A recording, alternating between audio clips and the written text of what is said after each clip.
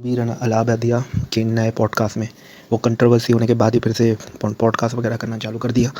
तो उन्होंने बंदा सिंह बहादुर वगैरह की बात कर रहे थे, यानी सिख हिस्ट्री वगैरह की बातें कर रहे थे।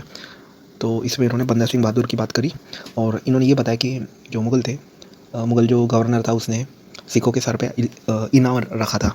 तो इसकी जो पूरी जो बैकग्राउंड है वो आपको मैं बताता हूँ, रुक जा क्या है। तो इस पॉडकास्ट का जो ये चैप्टर है, how Mughal brutally torture Sikh, ठीक है।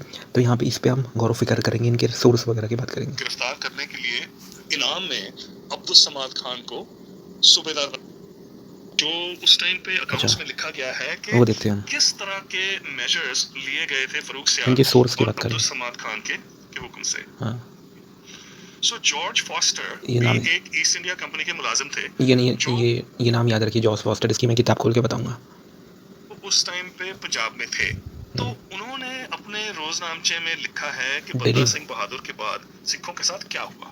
तो वो लिखते हैं कि बंदा हमारे देश में कॉन्स्टिट्यूशन, इन्होंने इस किताब का रेफरेंस दिया, ठीक है, फॉस्टर की। तो ये अपने ट्रैवलॉग जो भी है किताब में, यानी 255 से सिखों के बारे में लिखना चालू करता है। और भी जगह के बारे में लिखा था इसने, लेकिन पंजाब के बारे में ये 255वें पेज में से लिखना चालू करता है। तो ये किताब जो है ट्रांसलेट करना और पढ़ना बड़ा मुश्किल है, क्योंकि सिखों की स्पेलिंग इसने बहुत अलग अलग लिखा है। SICQUEC इस टाइप से इन्हें सिखों की स्पेलिंग लिखा है, और कई सारे लोगों की स्पेलिंग इन्हें अलग लिखा हुआ है। तो इसको पढ़ना थोड़ा मुश्किल है, तो मैंने AI की मदद से ये तो ट्रांसलेट किया हूँ।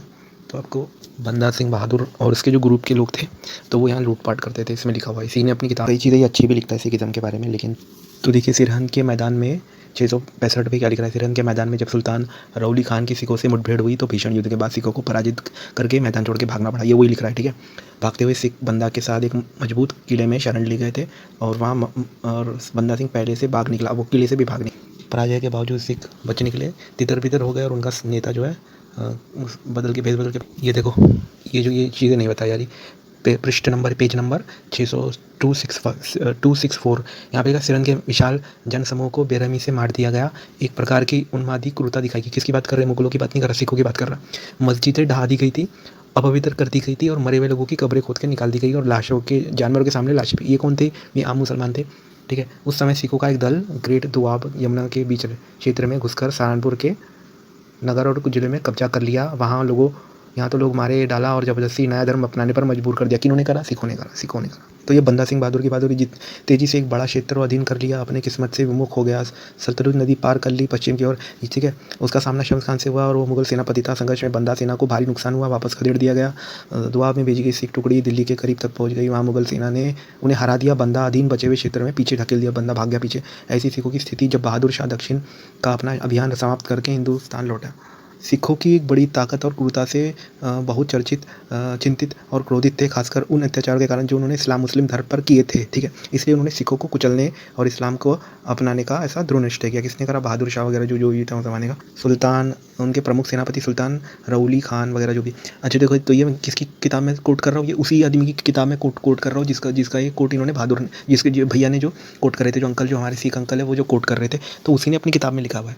तो उसकी किताब आप ट्रांसलेट करो ना पूरी, अगर आप किताब पन्ना टू पन्ना, पेज टू पेज अपन पूरे कॉन्टेक्स्ट में जब पढ़ते हो ना, तो समझ में आ जाती है पूरी कहानी। तो इसको बंदा सिंह बहादुर को पकड़ना, उसको बुरी तरह से पेलना, इसके पीछे की क्या कहानी थी, ठीक है।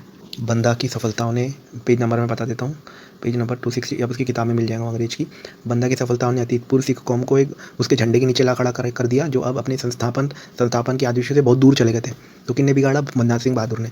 सम्राट की स्थिति भी, जो भी अपने बल पर अत्यधिक विश्वास से सिखों को लालची और दुस्साही बना दिया पता। उसके बीच क्रूर प्रताड़ना ने उनके कट्टर प्रतिरोधियों की भावना बढ़ा दी, ठीक है। ये आप पॉज करके पढ़ लो, मैं नहीं पढ़ने वाला। अच्छा, वजीर खान की बीवी बच्चों को भी हमला करता है ये बंदा सिंह। अच्छा, ये अंग्रेज़ अपनी किताब में बहुत अच्छी एक बात लिखता है, मैंने जिसको ट्रांसलेट किया। आखिरी वाला पैराग्राफ पढ़िए।